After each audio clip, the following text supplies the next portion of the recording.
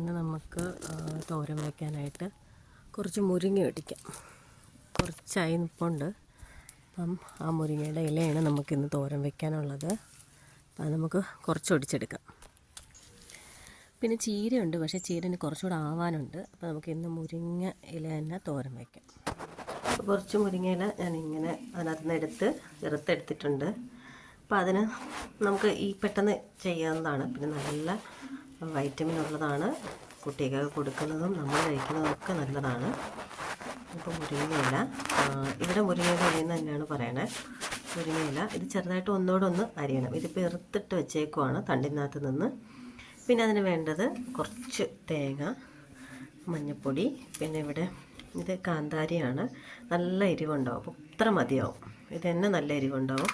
പിന്നെ കുറച്ച് നല്ല ജീരകം, അത് കഴിഞ്ഞിട്ട് ഒരു 2-3 അല്ലി വെളുത്തുള്ളി, ഇത്രയും മതിയാവും. ഇത് നമുക്കൊന്ന് നന്നായിട്ട് കല്ലിലിട്ടൊന്ന് ചതച്ചെടുക്കാം.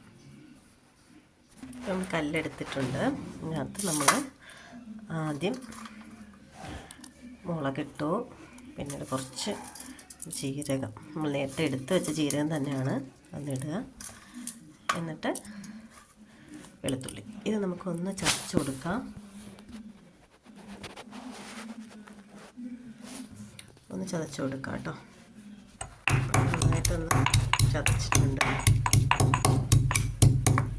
അതിനുശേഷം നമുക്ക് ചതച്ചതിന് ശേഷം മഞ്ഞൾപ്പൊടി ഇട്ട് കൊടുക്കാം. പിന്നീട് തേങ്ങ, എന്നിട്ട് നന്നായിട്ട് ഇതൊന്ന് ചതച്ചെടുക്കാം. ചതച്ചെടുത്തിട്ടുണ്ട്. ഇനി നമുക്ക് ഒന്ന് വയ്ക്കാം. അപ്പോൾ നമുക്കിത് ഒരു പാത്രത്തിലേക്ക് ഇട്ട് കൊടുക്കാം. ഇത് അരിഞ്ഞ് കഴിഞ്ഞതാണ്. അരിഞ്ഞ് കഴിഞ്ഞ് നമ്മളൊരു പാത്രത്തിലേക്ക് ഇട്ട് കൊടുക്കാം. നമ്മൾ മുമ്പേ ഇത് കടുക് താളിച്ചിട്ടൊന്നും അല്ല ഇടുന്നത്, അല്ല സാധാ ഇതിൽ നിന്ന് നമ്മൾ ഏത് പാത്രത്തിലാണോ വെക്കുന്നത് ആ പാത്രത്തിലേക്ക് ഒന്ന് ഇട്ട് കൊടുക്കുക. എന്നിട്ട് കുറച്ച് നമ്മൾ നേരത്തെ തന്നെ ഇതിനകത്ത് വെച്ചിട്ടുണ്ട്, അതായത് ഇടിച്ച് വെച്ചേക്കുന്നതിൻ്റെ ആ അരപ്പിലെ വെള്ളം, അങ്ങനെ വെള്ളത്തിൻ്റെ ആവശ്യം വരില്ല. ഇതിലധികം വെള്ളം ഒഴിക്കേണ്ട ആവശ്യമില്ല. ഇത് നമ്മളിപ്പം കാണുമ്പോൾ തോരൻ ഒരുപാട് ഇല ഉണ്ടെങ്കിലും അത് വാടി കഴിയുമ്പോൾ ഒരു കുറച്ചേ കാണൂ, ഒത്തിരി കാണുള്ളൂ. അപ്പം നമ്മൾ നേരത്തെ ചതച്ച് വെച്ചേക്കുന്ന അരപ്പും ഇതിനകത്തെ ഇട്ട് കൊടുക്കാം. അരപ്പ് ഇതിനകത്ത് തന്നെ ഇട്ട് കൊടുക്കാം. എന്നിട്ട് നേരത്തെ അരപ്പ് അരച്ചതിൻ്റെ ആ കല്ലിലെ വെള്ളം കുറച്ചുണ്ട്, അത് നമ്മൾ ഇതിനകത്തേക്ക് തന്നെ കുറച്ചും ഒഴിച്ചു കൊടുക്കും. കുറച്ചേ ഉള്ളൂ. അപ്പോൾ അത് ഒഴിച്ചതിന് ശേഷം നമ്മൾ ഒരുമിച്ചാണിത് അടുപ്പിലേക്ക് വെക്കുന്നത്. നമുക്ക് വേണ്ട ആവശ്യത്തിനുള്ള ഉപ്പൂടെ ഇതിനകത്തേക്ക് ഇട്ട് കൊടുക്കാം. നമ്മൾ അടുപ്പിലേക്ക് ഗ്യാസിലേക്ക് വെച്ചിട്ടുണ്ട്. ഇനി നമുക്കിതിനെ അടച്ച് വെച്ച് ഒന്ന് വേവിക്കാം. ഒരു കുറച്ച് സമയം മതി. ഈ മുരിങ്ങ ഇലവർഗ്ഗങ്ങളെല്ലാം തന്നെ അധികം വേവിക്കാതെ എടുക്കുകയാണ് വേണ്ടത്. അപ്പോൾ കുറച്ചൊന്ന് ചൂടായി കിട്ടുമ്പോൾ തന്നെ വെന്തോളും. അതുകൊണ്ടാണ് ഇതിൻ്റെ കൂടെ തന്നെ ഞാൻ അരപ്പ് ഇട്ടത്. അപ്പോൾ അരപ്പും ഇതും കൂടെ പെട്ടെന്ന് അടച്ച് വെച്ച് ആവിയിലൊന്ന് വേവിച്ചാൽ മതി. ഉപ്പ് ഇട്ട് കൊടുത്തിട്ടുണ്ട്, പെട്ടെന്ന് വെന്ത് കിട്ടും. അപ്പം ഞാനത് അടച്ച് വെച്ച് വേവിക്കുകയാണ്. അതുപോലെ തന്നെ നമ്മൾ ഇലയൊക്കെ എടുക്കുന്ന സമയത്ത് ചീരയായാലും ഇലവർഗ്ഗങ്ങൾ എന്തും നമ്മൾ കറി വയ്ക്കാൻ എടുക്കുന്ന ഇലവർഗ്ഗങ്ങൾ എന്താണെങ്കിലും അതെടുക്കുന്ന സമയത്ത് നന്നായിട്ട് കഴുകിയെടുക്കുക. കാരണം എന്ന് വെച്ച് കഴിഞ്ഞാൽ അതിനകത്ത് ചിലപ്പോൾ ചിലന്തി പുഴുവൊക്കെ ഉണ്ട്, അതിനകത്ത് ഉണ്ടാവും, നമ്മൾ ശ്രദ്ധിക്കത്തില്ല. അപ്പോൾ അത് നന്നായിട്ടൊന്ന് വാഷ് ചെയ്തിട്ട് വേണം എടുക്കാനായിട്ട്. ഇപ്പോൾ ഇത് ഏകദേശം ആയിട്ടുണ്ട്. അപ്പോൾ നമ്മൾ തുറന്ന് നോക്കിയപ്പോഴേക്കും ഏകദേശം ആയിട്ടുണ്ട്. ഇനി നമുക്കിതിനകത്തേക്ക് ഒരു കോഴിമുട്ട പൊട്ടിച്ചൊഴിച്ച് കൊടുക്കാം. ഇപ്പം ഇതിനകത്ത് ഒരു കോഴിമുട്ട പൊട്ടിച്ചൊഴിച്ചിട്ടുണ്ട്.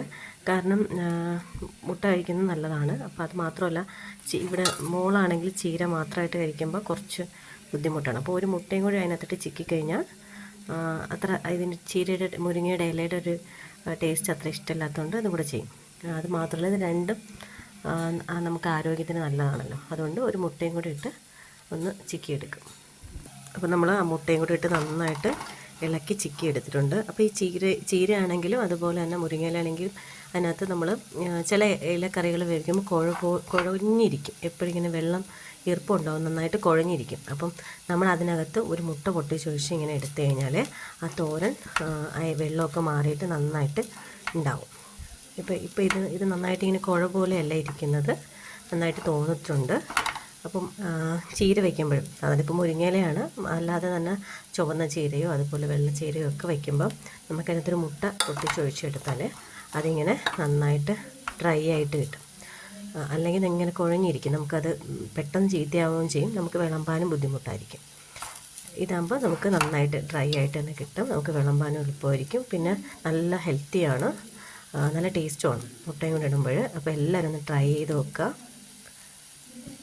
അപ്പോൾ ഇതിനകത്ത് നമ്മൾ കുറച്ച് പോലും എണ്ണ ഉപയോഗിക്കാതെയാണ് ഇത് വെച്ചത്, എന്നിട്ട് പോലും ഇത് നന്നായിട്ട് കിട്ടിയിട്ടുണ്ട് കേട്ടോ. എണ്ണ ഒത്തിരി ഉപയോഗിച്ചിട്ടില്ല, നിങ്ങൾക്ക് കാണുമ്പോൾ അറിയാം എണ്ണ ഒത്തിരി ഉപയോഗിക്കാതെയാണ് ഉണ്ടാക്കിയിരിക്കുന്നത്. അപ്പോൾ നമുക്ക് നല്ല ഹെൽത്തി ആയിട്ട് ഉപയോഗിക്കാം. പിന്നെ എണ്ണ വേണമെന്നുള്ളവർക്ക് ലാസ്റ്റായിട്ട് കുറച്ച് ഒത്തിരി ഒരു പച്ച എണ്ണ ഒഴിച്ചു കൊടുക്കാം, അതിൻ്റെ ഫ്ലേവർ വേണമെന്നുള്ളവർക്ക്. എന്നിട്ട് നന്നായിട്ട് ഇളക്കിയെടുത്താലും അതുപോലെ ആയിരിക്കും. ഒരുപാട് എണ്ണയൊന്നും വീത്തണ്ട, എണ്ണ ഇല്ലാതെ വേണമെങ്കിലും അത് കഴിക്കാവുന്നതാണ്. അതാണ് കുറച്ചുകൂടെ ആരോഗ്യത്തിനും നല്ലത്. സാധാരണ എല്ലാവരും മുരിങ്ങയില ഇങ്ങനെ വെക്കുന്ന സമയത്ത് അതിങ്ങനെ ഉണ്ട കിട്ടിയൊക്കെ ഇങ്ങനെ കട്ടിയായിട്ടൊക്കെ ഇങ്ങനെ ഇരിക്കാറുണ്ട്. ഇത് കണ്ടോ, നന്നായിട്ട് നമ്മൾ മുട്ടയും കൂടെ ഒഴിച്ചുകൊണ്ട് നന്നായിട്ട് അതിനെ നമുക്കിങ്ങനെ തോരനിങ്ങനെ തട്ടിയിടുമ്പോൾ തന്നെ അറിയാൻ പറ്റും, നന്നായിട്ട് കിട്ടിയിട്ടുണ്ട്. നമ്മുടെ ഈ ചാനൽ ഇഷ്ടമായെങ്കിൽ നിങ്ങൾ ഒന്ന് സബ്സ്ക്രൈബ് ചെയ്തേക്കണേ.